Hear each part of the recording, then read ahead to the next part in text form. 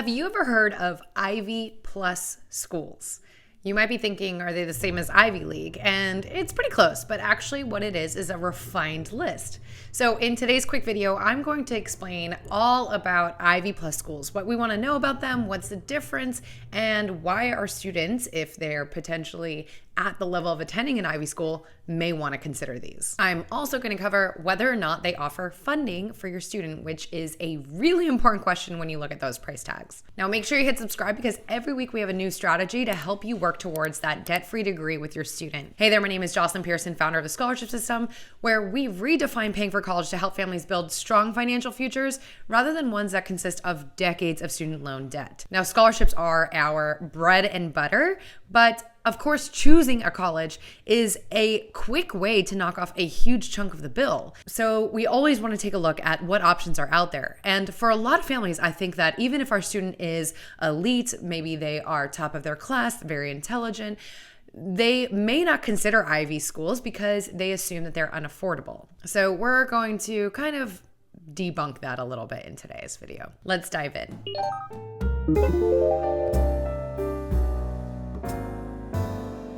So first and foremost, Ivy League schools are part of an elite 8 colleges and universities. They're all in the northeast of the United States, so if your student is considering it, I hope that they like cold weather. They have a long-standing reputation of academic excellence, and their network can be worth its weight in gold. And as we all know, they have a highly selective admissions process. The 8 Ivy schools include Brown, Columbia, Cornell, Dartmouth, Harvard, Princeton, University of Pennsylvania, and Yale. I have another video all about Ivy League schools, so we will link to that in the description. You can also find it somewhere here on the screen. Now, recently, the idea of Ivy Plus schools has come about. This ring of schools extends beyond that initial list. They have very similar characteristics: excellent academic requirements and rigor, resources, high selectivity, prestigious reputations, world-class faculty, and vibrant intellectual communities. The list of Ivy Plus schools is generally agreed to be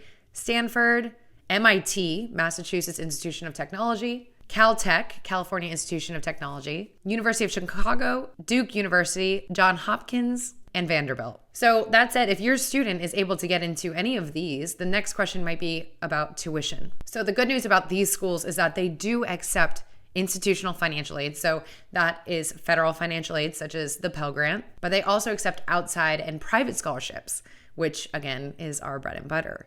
We've helped families secure well over $13 million in scholarships. Now, before I explain more about what kind of money the schools offer, I do want to say that if you and your student are looking for outside scholarships, which, hint, hint, you should be, I do have a free training where I cover my 6 steps to how I secured 6 figures in scholarships and how we've helped families do just that.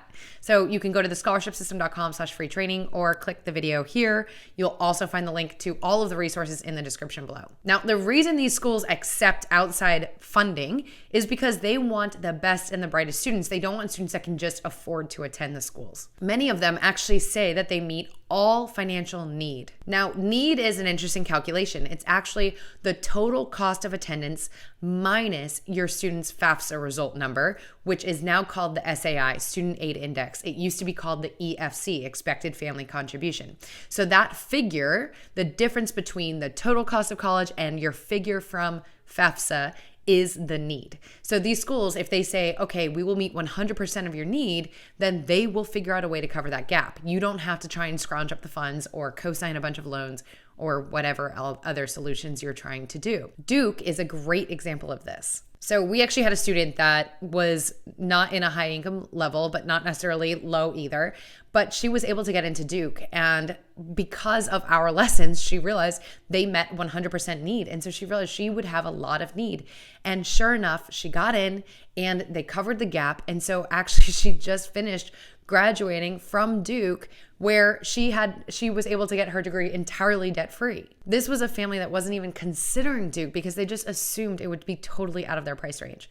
So this factor can make a huge difference depending on your family's financial situation. Duke offers almost $150 million every year in scholarships and grants, and that's just to undergraduate students. And it does not include outside money. Now, again, remember, we always want to look for that outside money. So check out that free training that I said is linked in the description, or go to thescholarshipsystem.com/free training. Now, let's pick another school, Stanford, off the list. They say that they will meet full demonstrated need without loans. So this is also a big differentiator, because some schools will say we meet 100% of your need, but that includes loans as the package. But some of them say we guarantee that we'll cover your need without loans. That is what Stanford does, which is incredible. For the class of 2026, students on average received almost $70,000 in funding from the university. This includes almost $62,000 on average from Stanford themselves. That's pretty amazing, right? So that said, if your student is considering an Ivy school, or maybe one of these Ivy Plus schools that aren't necessarily part of the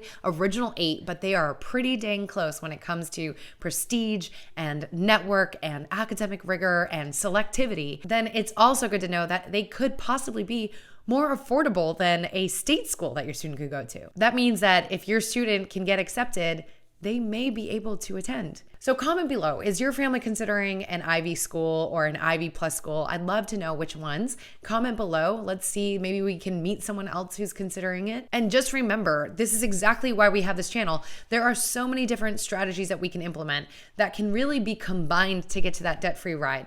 First, choosing the right school, finding one that's affordable. As you can see, even schools that are extremely, extremely expensive sometimes have rules in place, plans in place, funding in place to where they can actually be really affordable depending on your family situation.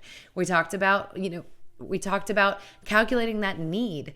Knowing that number for your family can really help in that decision of finding schools.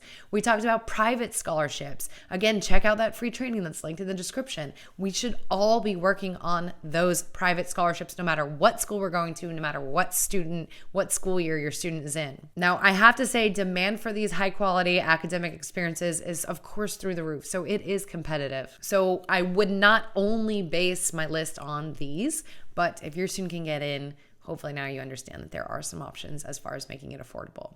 All right, make sure you hit subscribe because we have a new strategy for you every single week.